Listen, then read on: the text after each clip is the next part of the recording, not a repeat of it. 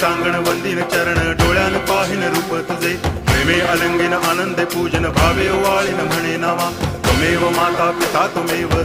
बंधुश्च सखा त्वमेव विद्या करुणं त्वमेव सर्वं मम देव कायेन वाचा मनसेन्द्रियैर्वा बुद्ध्यात्मना वा प्रकृति स्वभावात् करोमि यद्यत् सकलं परस्मै नारायणायति समर्पयामि अच्युतं केशवं रामनारायणं कृष्णदामोदरं वासुदेवं हरि गिरिधरं माधवं गोपिकावल्लभं जानकीनायकं रामचन्द्रं भजे हरे राम राम